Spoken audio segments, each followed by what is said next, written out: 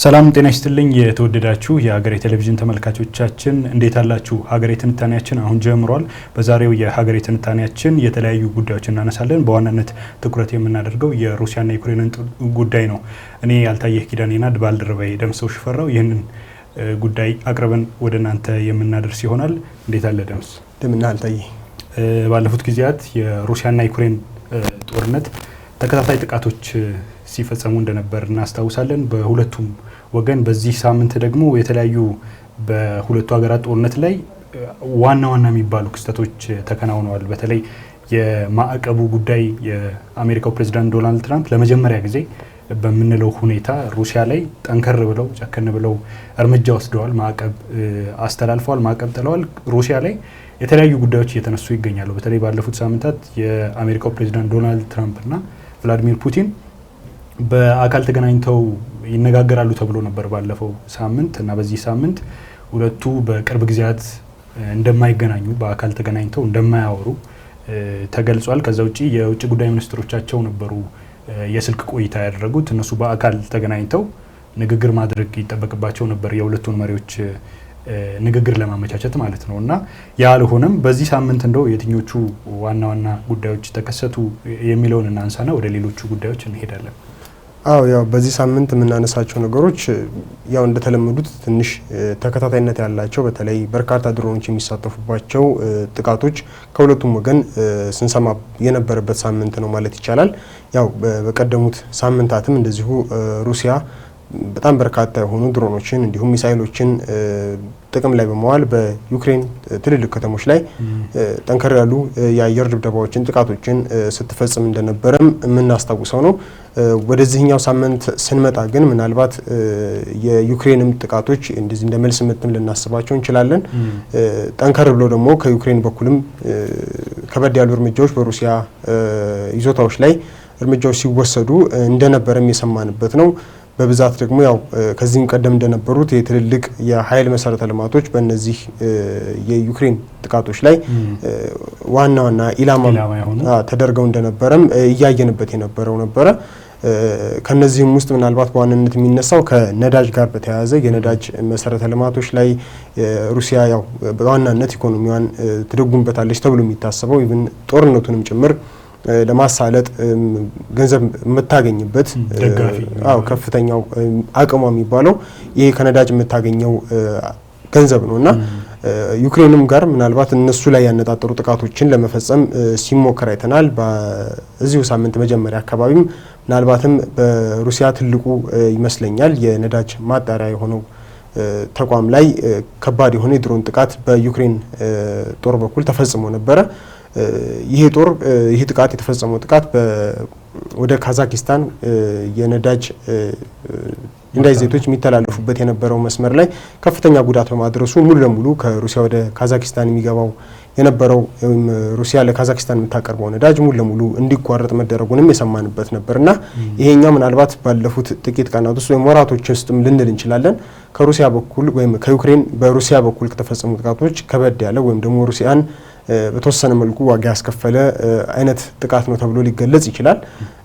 ያው በብዛት ይሄኛው እንደ በልዩነት የምናነሳው በተደጋጋሚ ስንሰማ የነበረው በሩሲያ በኩል የሚፈጸሙ የነበሩ ጥቃቶችን ስለነበረ ነውና አሁን ላይ ግን ይሄኛው በአዲስ መልኩ የሰማነው ነው። ትላንትናም እንዲሁ ተመሳሳይ በሌላ እንዲሁ የነዳጅ ካምፓኒ ላይ እንዲህ ተመሳሳይ አይነት ጥቃቶች መሰንዘራቸውን ምናልባት የጉዳቱ መጠን የዛን ያህል ባይሆንም የተፈጸመ ጥቃት እንዳለ እየሰማንበት ነው። እንዲህ አይነት ጥቃቶች በስፋት እየሰማን ነውና ያው እነዚህን ጥቃቶች ምናልባት የበለጠም ትኩረት እንዲስቡ የሚያደርጋቸው አሁንም አንተም እንዳነሳኸው ዶናልድ ትራምፕ እና ቭላዲሚር ፑቲን በስልክ ያደረጉት ውይይት ተከትሎ ወደ ሰላም የመምጣት ሁለተኛ ዙር ሁለቱ ፕሬዚዳንቶች በአካል ተገናኝተው የሚወያዩበት አማራጭ እንዳለ በተገለጸ በቀናቶች ውስጥ ነው እነዚህን ጥቃቶች የሰማነውና መልሶ ነገሮችን ወደ ኋላ የሚመልስ አይነት እንቅስቃሴዎችን ነው እያስተዋልን ያለነው። የተባለውም ንግግር በኋላ ላይ በአሜሪካም እንዲሁም በሩሲያም በኩል እንደተገለጸው በአካል የመገናኘቱ ነገር በቅርቡ ይሆናል ተብሎ እንደማይታሰብ ሰምተናልና ያ እንኳን ባይሆን መገናኘቱም እድል ቢኖር እንኳን ከዛ በኋላ እየተፈጠሩ ያሉት በሁለቱ ሀገራት መካከል ያለው ጦርነት እየተፈጸሙ ያሉት ጥቃቶች እያሳዩ ያሉት ወደ ስምምነት የመምጣት ወደ ሰላም አማራጭ የመምጣት የተኩስ አቁም ማድረግ የሚባሉት ሀሳቦች እንዲሁ በቅርቡ የሚሆኑ ናቸው ተብሎ እንዳይጠበቁ የሚያደርጉ ነበሩና ምናልባት በዋናነት የምናነሳቸው አበይት ጉዳዮች እነዚህ ናቸው ብለን ልናነሳ እንችላለን። አዎ ከጥቃቶቹ አሁን ባለፉት ጊዜያት በተለይ ዶናልድ ትራምፕ ንግግር ከጀመሩ ጊዜ ጀምሮ የተለያዩ የጥቃት ሁኔታዎች ሲከናወኑ እንደነበር እናስታውሳለን። በተለይ በሁለቱም ወገን ሪከርድ የሆነ ክብረ ወሰን የሆነ ድሮንና ሚሳይልን በመጠቀም የተለያዩ ጥቃቶች ሲሰነዘሩ ነበሩ። ምናልባት ግን ከሩሲያና ዩክሬን ጦርነት ጋር በተያያዘ በዚህ ሳምንት እንደ አብይ ጉዳይ ተደርጎም ሲነሳ የነበረው አንዱ የዶናልድ ትራምፕ ማዕቀብ ነው። እሳቸው ወደ ስልጣን ዘመናቸው ከመጡ ጊዜ ጀምሮ ብዙ ጊዜ ሩሲያን እያባበሉ ነው የሚል ተደጋጋሚ ነገሮች ይነሱ ነበር። እርሳቸውም ሩሲያ ላይ ማዕቀብ መጣል፣ ሩሲያ ላይ እርምጃዎችን መውሰድ፣ ከዛ ውጭ ደግሞ ለዩክሬን ወታደራዊ ድጋፎችን ማድረግ በራሱ አሁን 4 ዓመት ሊጠጋው ነው ይሄ ጦርነት፣ ይሄንን ጦርነት ያባብሳል የሚል ነገር ያነሱ ነበር ወደ ስልጣን ከመጡ ጊዜ ጀምሮ እና ይሄ ጦርነት ሊቆም የሚችለው በንግግር ነው የሚል አቋም እንጂ ይሄ ሃርድ ፓወር የምንላቸውን አይነት ይሄ ማዕቀብ ምናምን በሱ አያምኑም ነበር፣ ቢያንስ ሩሲያ ላይ ሲያንጸባርቁ በነበረው አቋም ላይ እና በዚህ ሳምንት ራሳቸው ዶናልድ ትራምፕ አንድ ዋና እርምጃ ወስደዋል። ወደ ስልጣን ከመጡ በኋላ ለመጀመሪያ ጊዜ ማዕቀብ ጥለዋል በሩሲያ ላይ። ይሄ አዲስ ነገር ነው። እሳቸው የወሰዱት 2 የነዳጅ ድርጅቶች ላይ ነው ማዕቀብ የጣሉት። በዚህ ማዕቀብ መሰረት እነዚህ 2 የነዳጅ ድርጅቶች ሮዝኔፍት እና ሉኮል ይባላሉ እና ምንም አይነት ግንኙነት ከአሜሪካ ድርጅቶች ጋር ከአሜሪካ የነዳጅ አስመጪዎች ጋር ምናምን ግንኙነት እንዳያደርጉ እግድ ወይንም ደግሞ ገደብ የሚጥል ነው። እንግዲህ 2ቱ የነዳጅ ድርጅቶች በሩሲያ የነዳጅ ምርት አቅርቦት ላይ በጣም ትልቅ ሚና ያላቸው ናቸው። እስከ 3.1 ሚሊዮን በርሜል በቀን ነዳጅ ያመርታሉ እና እነዚህ ድርጅቶች ቅድምም እንዳነሳኸው ሩሲያ ይህንን ጦርነት ስፖንሰር ታደርጋለች ወይም ደግሞ ዋና የገቢ ምንጯ ነው ለጦርነቱ እየተባለ የሚነሳው ነገር የነዳጅ ሀብቷ ነው። ይህንን የነዳጅ ሀብት የምትሸጥበት ሁኔታን የምናኮማተር ከሆነ ጦርነቱ ማቆም እንችላለን ብለው ያስባሉ። የተለያዩ ማዕቀቦችም ሲጣሉ ነበር። በተለይ አውሮፓ ህብረት በጣም ተደጋጋሚ ማዕቀቦችን ሲጥል እንደነበር እናስታውሳለን እና እነዚህ 2 ድርጅቶች በጣም ትልቅ በሩሲያ ኢኮኖሚ ላይ ትልቅ ተጽዕኖ ያላቸው ናቸው። ከዓለም አቀፍ ገበያ ላይ እስከ 6% የሚሆን ምርትን የማቅረብ አቅም ያላቸው ትልቅ 2 የነዳጅ ድርጅቶች ናቸው እና እነዚህ ድርጅቶች አሁን ማዕቀብ ተጥሎባቸዋል። በዚህ ማዕቀብ መሰረት ከአሜሪካ ድርጅቶች ጋር በአሜሪካ ያላቸው ሀብቶች ፍሪዝ እንዲሆኑ ምንም አይነት እንቅስቃሴ እንዳያደርጉ፣ ከዛ ውጪ ከአሜሪካ ድርጅቶች ጋር እንቅስቃሴ እንዳያደርጉ ገደብ ተጥሎባቸዋል። አሁን ከዚህ እርምጃም በኋላ የሚጠበቁ አንዳንድ ነገሮች አሉ። አሁን ለምሳሌ እሳቸው ዶናልድ ትራምፕም 2ኛ ደረጃ ታሪፍን በተለያዩ ሀገራት ላይ እንጥላለን፣ ከዛ ውጪ የሩሲያን ምርቶች በሚገዙ ሀገራት ላይ ለምሳሌ ትልልቅ የነዳጅ ምርቷን ትሸጥበታለች ተብሎ የሚታሰበው እንደ ቻይና፣ ህንድ የመሳሰሉ ሀገራት አሉና እነሱ ላይም 2ኛ ደረጃ ታሪፍ እንጥላለን ሲሉ ነበር። እንደውም ዶናልድ ትራምፕ ባለፈው ሳምንት እነዚህ ሀገራት ጦርነቱ እንዲባባስ እያደረጉ ነው የሚል ነገር ሲያነሱ ነበር። እንደውም ህንድ ከጦርነቱ እንዲቆም የሩሲያን የነዳጅ ምርቶች መግዛት ታቆማለች በቅርቡ ብለዋል። ያው ማረጋገጫ ባይሰጥበትም ማለት ነውና ብዙ አካላት በአዎንታ የተቀበሉት ነው። በተለይ ከዩክሬን በኩል የዩክሬኑ ፕሬዝዳንት ቮሎዲሚር ዜሌንስኪ አዲሱን ማዕቀብ እንደ ጥሩ ምሳሌ አድርገው ወስደውታል። እንደ አንድ ጥሩ እርምጃ አድርገው ወስደውታል። አሁን እንደ ቱርክ ያሉ እንደ ቻይና ያሉ ሀገራትም ልክ ከሩሲያ የሚገዙትን የነዳጅ ምርት እንዲያቆሙ አሁንም ጥሪ እየቀረበ ይገኛል። ራሳቸው ዶናልድ ትራምፕም ጦርነቱ እንዲቆም ካስፈለገ አንዱ እንደ መሳሪያ ልንጠቀምበት የምንችለው ነገር ይሄ ነው የሚል ነገርን እያነሱ ይገኛል። ከራሱ የአውሮፓ ህብረትም ደግሞ በሩሲያ ላይ የሚያደርገውን ጫና ደግሞ እያጠናከረ እንደሆነ ማየት እንችላለን። ማዕቀቦችም እየተጣሉ ይገኛል በአውሮፓ ህብረት መንገድ ማለት ነው። አንዱ ይሄ የዶናልድ ትራምፕ ማዕቀብ የሚያሳየን ነገር ምንድን ነው ተብሎ ሲነሳ ቅድምም እንዳነሳ ነው ራሳቸው ዶናልድ ትራምፕ ሲያነሱ የነበሩት ነገር ጦርነቱ እንዳይቀጥል ሊያደርግ የሚችለው አንዱ መንገድ ሩሲያ ላይ ታሪፍ ወይንም ደግሞ ማዕቀብ አለመጣል ነው ብለው በተደጋጋሚ ሲያነሱ ነበር እና ባለፉት ጊዜያት ደግሞ ከቭላዲሚር ፑቲን ጋር ሁለተኛ ንግግር ለማድረግ ሙከራ እየተደረገ በነበረበት ሰዓትም ተስፋ ነበራቸው እና አሁን ድንገት ይሄንን ነገር ተናግረው ሌላ አይነት ቅርጽ ይዘውታል እና ከዚህም ምናልባት ልንወስደው የምንችለው ነገር ምንድነው አሁን ዶናልድ ትራምፕ እሳቸው ብዙ ጊዜ የሚያደርጉትን አይደለም ወይንም ደግሞ ባፋቸው የሚሉትም አይደለም ብዙ ጊዜ አይተናቸዋል በተግባር እና የሆነ አይነት ግን የፖሊሲ ሽፍት እንዳለ ማሳያ ነው ይሄ ማዕቀብ ምክንያቱም ወደ ስልጣን ከመጡ በጣም በርካታ ጊዜ ሆኗቸዋል ብዙ በርካታ ወራት ሆኗቸዋል እና በእነዚህ ጊዜያት ውስጥ ጦርነቱን ለማስቆም የሚያስችል ጠንከር ያለ እርምጃ ሲወስዱ አልተመለከትንም ነበር እና የመጀመሪያ ምንለው አይነት እርምጃ ነው የወሰዱት አሁን ላይና የዶናልድ ትራምፕ አቋም አሁን ባለበት ሁኔታ እና እየተናገሩ ባሉበት አሁን ለምሳሌ ለምንድን ነው ከቭላዲሚር ፑቲን ጋር ትርጉም የለሽ ንግግር ማድረግ አልፈልግም ነው ያሉት ቃል በቃል ምክንያቱም ጦርነቱ ለማቆም የሚያስችሉ ነገሮች ከሌሉ ከሱ ጋር ልነጋገር የምችልበት ነገር የለም እና ለዛ ነው ንግግሩ እንዳይደረግ የሰረስኩትም የሚሉ ነገሮችን አንስተዋልና የዶናልድ ትራምፕ ይሄ እርምጃ በሁለቱ ሀገራት ግንኙነት ወይም ደግሞ የዲፕሎማሲም ሁኔታ ላይ ለውጥ ያመጣ ይመስላል በእርግጥም ደግሞ ከሩሲያን በኩል የሚሰጡ አንዳንድ አስተያየቶች አሉ ሩሲያ የማትቀበለው አይነት መሆኑን ጦርነቱን ሊያባብስ የሚችል ነገር እንደሆነ አንስታለችና ነገር ግን ዶናልድ ትራምፕ የወሰዱት እርምጃ አንዱ እንደ ፖሊሲ ሽፍት ወይም ደግሞ የፖሊሲ ጥፋት መውሰዳቸውን ያሳየ ይሆናል ብዬ አስባለሁ አዎ ይሄኛው የትራምፕ ሀሳብ ያው ቀደም አንተ እንዳነሳው ከትራምፕ ተለዋዋጭ ሀሳቦች ጋር በተያያዘ ተለዋዋጭ ሆኑ እንደ ፖሊሲም እንደ ንግግሮቻቸውም ጋር ወይም ደግሞ በቀጣይ ተገብራቸዋለሁ አድርጋቸዋለሁ ብሎ ከሚናገሯቸው ንግግሮች በጣም ተለዋዋጭ ከመሆናቸው አንጻር ምናልባት የሚያስገርም ላይሆን ይችላል ይሄኛው ውሳኔ ግን ደግሞ ባለፉት ወደ ስልጣን ከመጡ ጀምሮ ማለት ይቻላል ወይም ከመምጣታቸው በፊት የሩሲያና የዩክሬን ጦርነት በተመለከተ ያነሷቸው ከነበሩ ሀሳቦች አንጻር የማይጠበቅ አይነት ውሳኔ ይመስለኛል እዚህ አሁን ማዕቀብ መጣል ጋር በተያያዘ በተለይ ደጋጋሚም ከሩሲያው ፕሬዝዳንት ፑቲን ጋር በተያያዘ በሚነሱ ጉዳዮች ላይ ለፑቲን ልባቸው ስስ እንደሆነ ተደጋግሞ ሲተቹም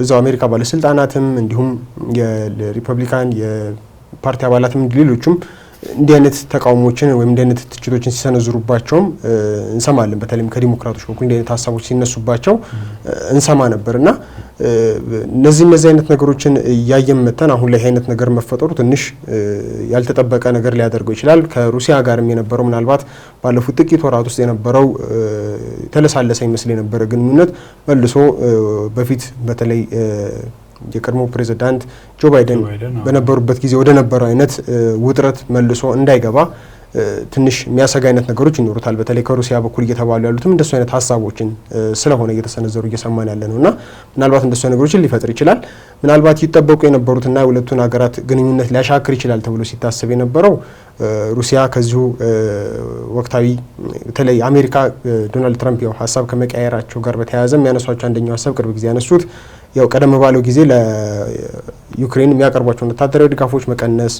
መሳሰሉት ነገሮችን አይነት እርምጃ በመውሰድ ጦርነቱን ለማስቆም ወይም ደግሞ ማረጋጋት ይችላሉ ብለው የሞከሯቸው ነገሮች እንደነበሩ እናስታውሳለን መልሰው ደግሞ ሀሳብ ቀይረው ሌሎች መሳሪያዎችን እንዲሁም ወታደራዊ ድጋፎችን ለዩክሬን መልሶ ወደ መስጠት የተመለሱባቸውም አጋጣሚዎች እንደነበሩ እናስታውሳለን በቅርቡ ደግሞ የተሰማው ለዩክሬን ወሳኝ የሆነውን ጦርነቱን አቅጣጫን በመቀየር ትልቅ አቅም ይኖራል የተባለው የቶም ሃውክ ሚሳኤልን ለዩክሬን የሚሰጡበት አይነት አማራጭ ሊኖር እንደሚችል ደጋግሞ ሲያነሱት የነበረው ነገር ነበረ እንዲያውም በባለፈው ከፑቲን ጋር በነበረው ንግግር ስልክ ውይይታቸውም ላይ የተነሳ ሀሳብ እንደነበረ እና በቀጣይም በአካል ተገናኝተን እንወያያለን የሚለውን ሀሳብ በገለጹበት ሰዓትም ወደ ስምምነት የሚያመጡ ብለው ካነሷቸው ሀሳቦች ውስጥ ከዚህ በፊትም የአላስካው ውይይት ከመደረጉ ከተወሰኑ ቀናት በፊት እንዳሉት ሁሉ የሩሲያ የተወሰኑ ግዛቶች ወደ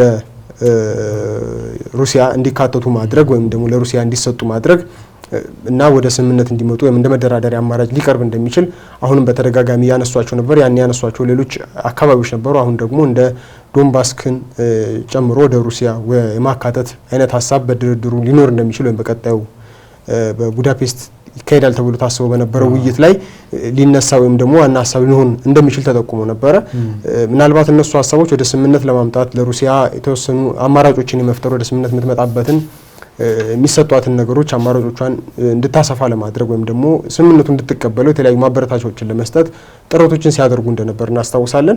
ግን በዛም ውስጥ ሆኖ የቶም ሃውክ ሚሳኤልን ጉዳይ ምናልባት ወደ ኋላ እንዳልመለሱት ሊቀጥል እንደሚችል ለዩክሬን መስጠታቸው በቅርቡ ተግባራዊ ሆኖ ልናየው የምንችል እንደሆነ ፍንጭም የሰጡበት ነበረ። ይሄ ደግሞ በፑቲን በኩል ተቀባይነት ያገኘ አልነበረም።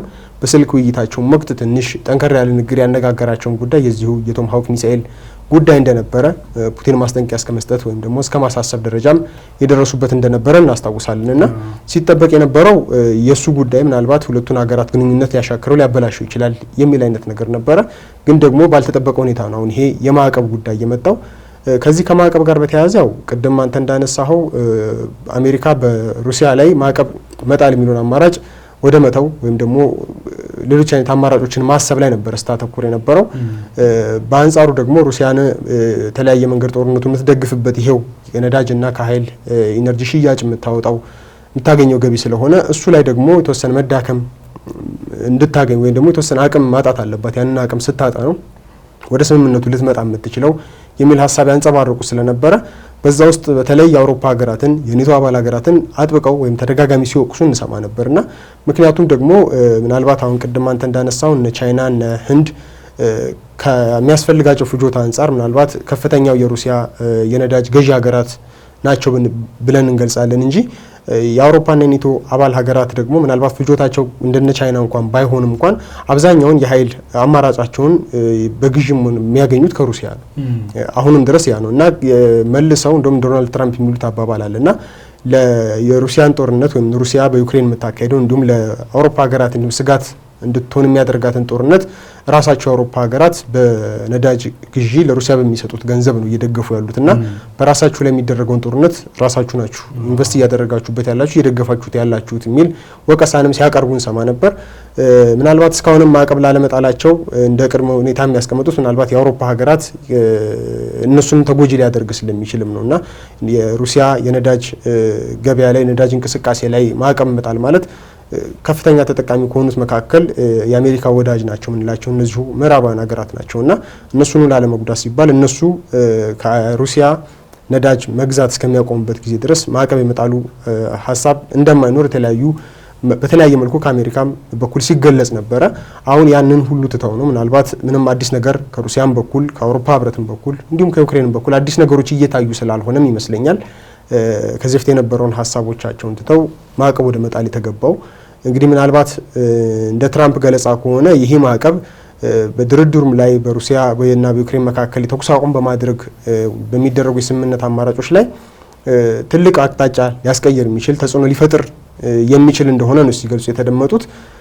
ምናልባት ግን ያው ከዚህ በፊት ከሩሲያ በኩል በነበረው አቋም ጸንቶ በመቀጠል በኩል እስካሁንም ብዙ የመወላወሎችን ማናይበት ከመሆኑ አንጻር ምናልባት ይህም ሩሲያን ሸብረክ ያደርጋታል ተብሎ አይታሰብም። ምናልባትም በአንጻሩ ቀጣዮቹ ቀናት ውስጥ ከሩሲያ የሚጠበቁ ጠንከር ያሉ የአጸፋ ምላሾች ይኖራሉ ተብሎ ይታሰባል። ምናልባት እንዲሁ ከምጣኔ ሀብት ጋር የተያያዘ ሊሆን ይችላል። እንዲሁም ደግሞ በዩክሬን ጦርነት ላይ የምትወስዳቸውን እርምጃዎች ይበልጥ ማጠናከር እና ሌሎች ተጨማሪ ግዛቶችን መቆጣጠር ሊሆን ይችላል። ሌሎች አይነት ጠንከር ያሉ እርምጃዎችን በመውሰድ የበቀል እርምጃ ልትወስድ ትችላለች ተብሎ ይጠበቃል። ምናልባት ይህም በአሜሪካን በኩል የተወሰነ ስጋቶችን የሚፈጥር እንደሆነ የሚጠበቅ ነው እና መሀል ላይ አሁን እንዲህ አይነት ቀጣይ ስምምነቱን ወደ ሰላም ስምምነት መምጣት እንዲህ ወይ ጦርነቱን ማስቀጠል ሊሆን ይችላል፣ ሩሲያን ወደ ኋላ መመለስ የሚሉት ጉዳዮች ቅርጽ ማስያዝ በጣም አስቸጋሪ ሆኖ የቆየባቸው ሁኔታዎች ናቸው ያሉት። ወደ ስምምነት ማምጣትም ሲባል ከዚህ በፊት በተለይ ሩሲያን ማሳመንና ወደ ሰላም ስምምነቱ ማምጣት አስቸጋሪ እንዲሆን የሚያደርገው የተደራዳሪዎቹ አካል መብዛትም ይመስለኛል። ምክንያቱም በዋናነት አሁን በተደጋጋሚ ውይይቶችም ሲደረጉ እያየን ያለ ነው ከአሜሪካ ጋር ነው። ግን ደግሞ አሜሪካ ብቻ አይደለችም ጦርነቱ ላይ ምናልባት ትልቅ ድርሻ ቢኖራትም የአውሮፓ ህብረት አባል ሀገራት ቀላል አይደለም ናቸው። በተደጋጋሚ ተሞክረው የከሸፉት ወይም ደግሞ በሚፈልገው መልክ ስኬታማ ሳይሆኑ የተጠናቀቁት የውይይት ጊዜዎች የተኩስ አቁም ለአጭር ጊዜ የሚዘልቁ የተኩስ አቁም ስምምነቶችን ቢሆኑ በዛ ልክ መቀጠል ያልቻሉት ከዩክሬን ጋር ስምምነት ሊደረግ ይችላል፣ ግን ከአውሮፓ ህብረት የተወሰኑ አባል ሀገራት በኩል ያንን እንድትጥስ የሚያስገድዱ አይነት አመለካከቶች ወይም ደግሞ አይዲዮሎጂዎችን ሲስተናገዱ እንሰማለን። እነዚህ በራሳቸው የሚፈጥሯቸው ወደ ሰላም እንዳይመጣ የሚያደርጋቸው ተጽዕኖዎች ነበሩ። የባለፈውን ያላስካው ምናልባት ተስፋ እንዲጣልበት አድርጎ የነበረው ከስምምነቱ በፊት መጀመሪያ አካባቢ አድርገውት እንደነበረው በራሳቸው ብቻ አልነበረም ዶናልድ ትራምፕ ያደረጉት። የተወሰነ ዩክሬንም ጋር ከቮሎዲሚር ዜሌንስኪ ጋር እንዲሁም ከአውሮፓ ህብረት የተወሰኑ አባል ሀገራት መሪዎች ጋርም ውይይት አድርገው ነበር። ወደዛኛው ወደ አላስካ ውይይት የሄዱት ያኛው የተወሰነ ተስፋ እንዲጣልበት አድርጎ ነበረ። ግን ደግሞ ከዛ በኋላ ከስምምነቱም ዛጋ ውይይት ከተደረገ በኋላ በቂ የሚባል ወይ የሚታይ ደረጃ ለውጥ ሲመጣ አልታየም።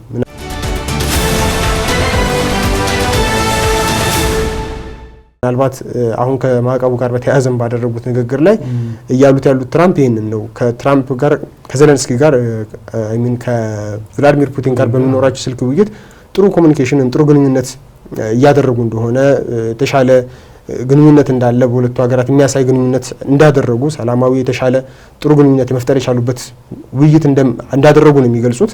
ግን ደግሞ ውይይቶቹ ከተደረጉ በኋላ የሚጠበቁ ውጤቶችን አሜሪካ በምትጠብቅበት ሰዓት ከሩሲያ በኩል ተግባራዊ ሆነ መሬት ላይ የሚታየነት ተጨባጭ ነገር እየታየ አይደለም። ስለዚህም ነው ይሄኛውን ስምምነት ማስቀጠሉ አሁን ውይይቶችን ማስቀጠሉ አስፈላጊ አይደለም ወደሚለውም ሀሳብ የመጡት ለዛ ይመስለኛል። አሁን የአሜሪካው ፕሬዚዳንት ዶናልድ ትራምፕ ይህን ውሳኔ ለምንድን ነው የወሰኑት የሚለውን ነገር ስንመለከት አሁን እሳቸው ሲሉ የነበሩት ነገር ምንድን ነው? ሩሲያ አሁን የምታደርገውን ወታደራዊ ጥቃት እያቆመች አይደለም የሚል አንድ መከራከሪያ አንስተዋል። ጋዜጠኞችም ሲጠይቋቸው ነበር። አሁን ለምንድን ነው ይህንን ውሳኔ እንድትወስኑ ያደረጋችሁ ምንድን ነው የሚል ጥያቄ ቀርቦላቸው ነበር እና እሳቸው አሁን ያሉት ነገር ምንድን ነው?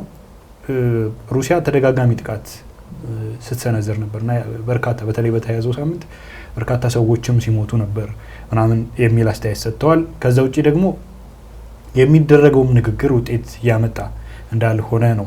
ግን ከዛም ባሻገር መገናኛ ብዙሃን የሚሉት ከዚህም የተለየ ነገር አለ። አሁን ለምሳሌ ባለፈው ሳምንት ሩሲያ ራሷ የሁለቱን ሀገራት ጦርነት ለማስቆም በሚደረገው ጥረት ላይ የራሷን ቅድመ ሁኔታ አስቀምጣለች የሚል አሁን ለምሳሌ ሮይተርስ ለጉዳዩ ቅርበት አላቸው ብሎ ያላቸውን ምንጮች አዋርቶ ዘገባ ሰርቶ ነበር።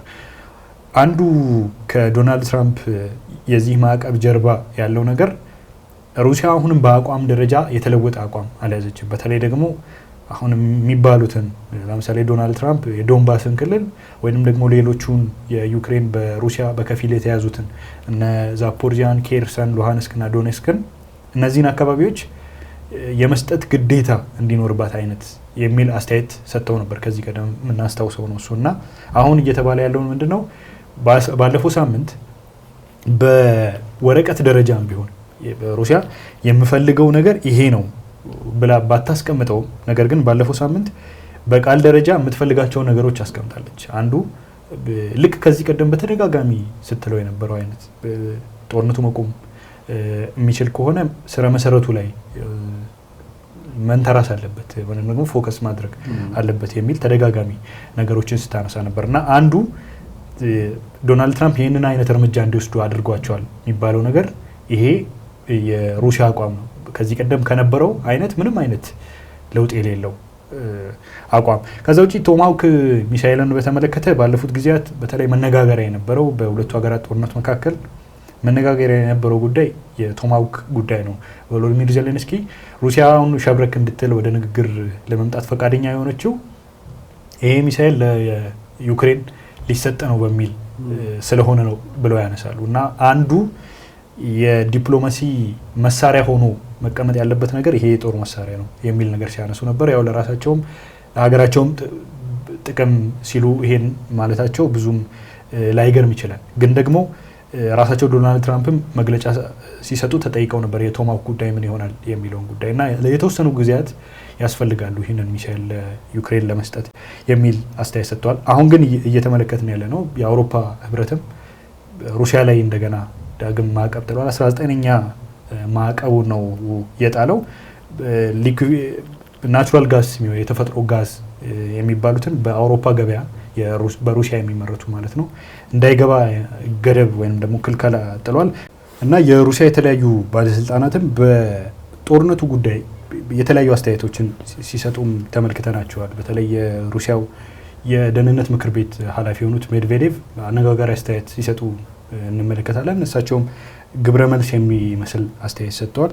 በቀጣይም ጦርነቱ የተለያየ አይነት ቅርጽ ይይዛል ተብሎ ይጠበቃል። ምክንያቱም በአውሮፓ ህብረት አንጻርም የተለያዩ ማዕቀቦች እየተጣሉ ይገኛሉ ሩሲያ ላይ። ሩሲያ ደግሞ በተያዘው ሳምንትም ጥቃቶችን ስታጠናከር ነበር። ዩክሬንም አሁንም በሩሲያ የተለያዩ የኃይል መሰረተ ልማት ላይ በተለይ ለኢኮኖሚያም መሰረት ናቸው ተብለው የሚታሰቡት ከዛ ውጪ በመሳሪያ ማምረት ሂደት ላይ ዋና ዋና ግብአት ሊሆኑ ይችላሉ የተባሉ ምርት ማምረቻ ፋብሪካዎች ላይም ጥቃት ከፍት ቆይታለች እና እነዚህ እየተወሰዱ ያሉት እርምጃዎች አሁን ከዚህ ቀደም ልክ በዲፕሎማሲ ይፈታሉ ተብሎ የታሰቡት አንዳንድ ነገሮች አሁን ወደ ሃርድ ፓወር መሳሪያዎች ሄደዋል። ምክንያቱም አሁን ማዕቀብም ቢሆን ወደ ሰላም ስምምነት ያመጣ ይሆን ወይ የሚለው ትልቅ ጥያቄ ነው። ምክንያቱም ሩሲያም ባለፉት ጊዜያት በተለይ ለአውሮፓ ህብረት ማዕቀቦች እንዲህ ሳትገዛ የቆየች ሀገር ናትና በቀጣይ ይሄ ጦርነት መልኩን ቀይሮ የተለያዩ ጥቃቶች የሚፈጸሙበት ከዛ ውጪ ደግሞ የተለያዩ አካላት ተሳትፎ እያደረጉ ያሉበትና ሌላ አይነት ቅርጽ ሊይዝ የሚችል ይመስለኛል። እንግዲህ ምናልባት በቀጣይ ምን ይዞ ሊመጣ ይችላል አሁን የትራምፕ ማዕቀብ የሚለውን ነገር ለማየት ስንሞክር ምናልባት ልናነሳ የምንችለው አንተም በተወሰነ መልኩ እንዳነሳኸው ሩሲያ እየፈጸመቻቸው የነበሩ ጥቃቶች ምናልባት ይበልጥ ተጠናክረው እንዲቀጥሉ የሚገፋፋ አይነት ሊሆን ይችላል። ምክንያቱም ከአሜሪካ ጋር እየተደረገ በነበረው ዲፕሎማሲያዊ ግንኙነቶች የተወሰኑ ንግግሮች የተወሰኑ ተስፋዎች ነበሩ፣ ወደ ስምምነት የመምጣት ተብሎ ሊታሰቡ የሚችሉ አማራጮች፣ ለሱም ራሷን ዝግጁ የማድረግ አይነት እንቅስቃሴዎች በሩሲያ በኩል ከዚህ ባለፉት ዓመታት ከነበሩት ሁኔታዎች ትንሽ ሻል ባለ መልኩ ያየንባቸው ጊዜዎች ነበሩ። ለመደራደር ለመወያየት ዝግጁ መሆኗን ተደጋጋሚ ስትገልጽ የነበረበት ነገሮች እንደነበሩ ነበር ስናስተውል የነበረው። አሁን ግን ይሄኛው አይነት ነገር ከመጣ በኋላ አሜሪካ ወደ እርምጃ መግባቷን ጀምሮ ያው እንደ ወታደራዊ ባይሆን ኢኮኖሚውም ራሱን የቻለ እንደ እርምጃ ስለሚቆጠር እንደ እርምጃ ልንቆጥረው ስለምንችል እንደዚህ ነገሮች መምጣታቸው ሩሲያ ቀድሞ በነበረው ሀሳቧን አካሄዷን ወይም የምትሄድበትን መንገድ የበለጠ አጠናክራ እንድትቀጥል ሊገፋፋት ይችላል ተብሎ ይታሰባል። እንደዚህ አይነት ጥቃቶች ናቸው በደንብ ሊጠበቁ የሚችሉት በተለይ ከወታደራዊ ነገር ጋር ከጦርነቱ ጋር በተያያዘ ቀጥታ የምንጠብቃቸው። ሌላኛው የሚሆናል ተብሎ የሚታሰበው ዲፕሎማሲያዊ ላይ የሚፈጥረው አሉታዊ ተጽዕኖ ነው። ከዲፕሎማሲ ጋር በተያያዘ ከአሜሪካ ጋር የተሻለ ግንኙነት ነበረ ካለፉት ከጆ ባይደን ጋር ከነበረው ግንኙነት በተሻለ መጠን አሁን ከትራምፕ ጋር የተሻለ ግንኙነት መነጋገር የሚቻልባቸው አማራጮች ነበሩና ምናልባት መነጋገሮቹ ትራምፕ እንዳሉትም ውጤት አምጥተዋል ብለን እንኳን ባናስብ ቢያንስ መነጋገር ተቀራርቦ መነጋገር የተወሰኑ ነገሮችን ለማስቀመጥ ወደ ተኩስ አቁም ለመምጣት ሊሆን ይችላል። ምናልባትም ወደ ተኩስ አቁም ይሄ ዘላቂ የሆነ ነገር አይመጣበት እንጂ በመሀል የተደረጉ ስምምነቶች እስረኛ መለዋወጥን የመሳሰሉ ነገሮችን ፈጥረው ነበር በሁለቱ ሀገራት መካከል። እንደዚህ ነገሮችን በመሀል ላይ የተወሰነ ያየንበት ነበርና ምናልባት ዲፕሎማሲያዊ ነገሮች መቀጠላቸው በድግግሞች ውስጥ በሂደቶች ውስጥ ወደ ሰላም የሚመጣበትን አማራጭ መንገዶች የሚያሳዩ ነገሮች ይሆናሉ ተብሎ ይታሰባል። ምናልባት በሁለቱ ሀገራት መካከል ያለውን ይሄ የከረረ ግጭት ለዘብ ሊያደርገው ይችላል ተብሎም ይጠበቅ ነበር። አሁን ግን ይሄኛው ዲፕሎማሲ በዚህ በኩል በተለይ ከአሜሪካ ጋር ነው አብዛኛው አሁን ከዩክሬን ጦርነት ጋር በተገናኘ ሩሲያ አለመግባባት ውስጥ ከገባችባቸው የአውሮፓም ሀገራትን ይችላል ከዩክሬን መሪዎችም ጋር ተገናኝተው መወያየት ምንም አይነት ፍላጎት እንደሌላ ይታወቃል። በአንጻሩ በስልክም ይሁን በአካል ተገናኝተው ውይይት የማድረግ አማራጮች የነበሩት ከአሜሪካ ጋር ብቻ ነበረ። አሁን ደግሞ እሱኛውን መስመር የተበጠሰ ይመስላል እዚህ ጋርና እዚህ ጋር መበጠሱ ዲፕሎማሲያዊ ላይ ሲሞክሩ የነበሩ ነገሮችን መልሶ ወደ ኋላ ቀድሞ ወደ ነበረበት ነገሮች እንዲመለስ ያደርገዋል ተብሎ ይታሰባል። እናም ይህንን ተከትሎ ያው ሩሲያ የተለያዩ እርምጃዎችን መውሰዷ ስለማይቀር የአሜሪካ ማዕቀብ ይሄ ብቻ ይሆናል ተብሎ አይጠበቅም። ቅድም እንዳነሳው የታሪፍ ጋር በተያያዘ የሚኖሩ ማሻሻያዎች ሊኖሩ እንደሚችሉ ገልጸዋል። እዛም ውስጥ ጠንከር ያለውን በትር በሩሲያ ላይ ሊያሳርፉ ይችላሉ ተብሎ ይታሰባል። ከዛም ባለፈ ሌሎች መሰል ማዕቀቦችን እንዲሁ አከታትለው ሊጥሉ እንደሚችሉ ይጠበቃል። ይሄ መሆኑ ደግሞ በሌላኛው በኩል የምናነሳቸው እንግዲህ ጦርነቱ ላይ ቀጥተኛ ብለን ማንሳት እንችላለን የአውሮፓ ህብረት አባል ሀገራት ተሳትፎ ነው። እስካሁን ቅድም አንተ እንዳነሳው ወደ 19 የሚደርሱ ማዕቀቦችን ጥለዋል በሩሲያ ላይ። ግን ምናልባት ያን በቂ አልሆነም። ሌሎች እርምጃዎችን ደግሞ መውሰድ የሚችሉባቸው ነገሮች አልነበሯቸውም። ለሱም ደግሞ በዋናነት ይነሳ የነበረው የአሜሪካ ቀድሞ ከነበረው አቋም ወደ ኋላ መመለስ ዋነኛ አጋር አድርገው የሚያስቡት አሜሪካንም ስለሆነ ዘልቀው ወደ ጦርነቱ እንዳይገቡ ጠንከር ያሉ እርምጃዎችን መውሰድ እንደ በፊቱ የነበረው በዲፕሎማሲ ውጥረት ውስጥ መቀጠሉን ትንሽ እነሱም ደከም ብለው የታየበት ጊዜ ነበር ይሄ ትራምፕ ከመጡ በኋላ ያለውና አሁን እነሱም ተጨማሪ ኃይል የሚሰጣቸው ይመስለኛል እና ቀድሞ ወደ ነበረው በዲፕሎማሲያዊ በኩል ሊሆን ይችላል፣ በኢኮኖሚው ሊሆን ይችላል፣ በወታደራዊም ሩሲያ ላይ ተጽዕኖ ለማሳደር ለዩክሬን ጠንከር ያሉ ከባባድ ወታደራዊ ሊሆን ይችላል የገንዘብ ድጋፎችን ማድረግ ላይ እነሱም ደክመው ከነበረበት ጠንከር ብለው እንዲመጡ ተጨማሪ ኃይል የሚሰጣቸው ይሆናል ተብሎ ይታሰባል። ይሄ ደግሞ መልሶ ቀጠናውን የበለጠ ውጥረት ውስጥ ይከተዋል ተብሎ ይታሰባል። ምናልባት እንግዲህ በቀጣዮቹ ጊዜያት ልንጠብቃቸው የምንችላቸው እንደዚህ አይነት ነገሮች ናቸው። በተለይ ደግሞ ከቅርብ ጊዜያት ወዲህ ከኔቶ አባል ሀገራት ጋር በተያያዘ የአየር ክልል ጥሰሻል አልጥሰሽም በሚል የተወሰኑ ሰጣ ገባዎች ነበሩና እነሱ ሰጣ ገባዎች ወደ ከፋ ጦርነት ወደ ከፋ እርምጃም ከነዛ ሀገራት ጋርም እንዳይገባ ያደርጓል ተብሎ የሚታሰበው የአሜሪካ ከኔቶም ከአውሮፓ ህብረት ጋርም እንዲሁም ደግሞ ለዩክሬን ከምታደርገው ድጋፍ ወደ ኋላ ማለቷ ነበር። አሁን ላይ ግን ወደፊት መምጣቷ እነዛ ሀገራት ደፈር ብለው ጠንከር ብለው ወደ ሩሲያ ላይ ጥቃት መፈጸሙ ሊሆን ይችላል ሌሎች አይነት እርምጃዎችን ለመውሰድ ሙከራዎችን እንዲያደርጉ የሚገፋፋቸው ወይም ደግሞ መንገድ የሚመራቸው ሊሆን ይችላል ተብሎ ይታሰባልና እነዚህ ሁሉ ነገሮች ተደማምረው ቀጠናውን ተወሰነ ምናልባት ተስፋ ተደርጎባቸው የነበሩ የሰላም አማራጮች ላይመለስ ወደ ኋላ ድጋሚ እንዲመለሱ ያደርጋቸዋል ተብሎ ይታሰባል። ያ ደግሞ ምናልባት በዩክሬን ህልውና ላይ ከፍተኛ ስጋትን ይጥላል ተብሎ ይታሰባል። ምናልባትም ደግሞ እንግዲህ ሲፈራ እንደነበረው የሶስተኛው ዓለም ጦርነት ጅማሮም ያንንም ወደዛም ሊወስድ የሚችል አይነት ነገር ሊፈጠር የሚችልበት እድል ሰፊ እንዲሆን ያደርጋል ተብሎ ነው የሚጠበቀው። የአውሮፓ ሀገራትን በተመለከተ አሁን እነሱም እንደ አንድ አካል የተለያዩ ጥረቶችን ሲያደርጉ እንደነበር እናስታውሳለን። በተለይ በዩክሬን የወታደራዊ ድጋፍ ውስጥ እነሱም የአውሮፓ ሀገራት የተለያዩ ድጋፎችን ሲያደርጉ እና የዩክሬን የጀርባ አጥንት ሆነው ድጋፍ ሲያደርጉ እንደነበር እናስታውሳለን እና አሁን ምናልባት በዲፕሎማሲው መስክም የተለያዩ ጥረቶች እንዲደረጉ ግፊት ከማድረግ ባለፈ አሁን ምክረ ሀሳብ እንዳቀረቡ ተጠቁሟል። ልክ ዶናልድ ትራምፕ በጋዛው የሰላም ስምምነት ያቀረቡትን አይነት የሰላም ስምምነት አማራጭ አሁን የአውሮፓ ሀገራት ራሳቸው በጋራ በመሆን 12 የስምምነት አንቀጾች አሉት የተባለ ምክረ ሀሳብ አቅርበዋል። እዚህ ምክረ ሀሳብ ውስጥ እንግዲህ ልክ በጋዛው እንደተመለከት ነው የተለያዩ አይነት ሂደቶች አሉት።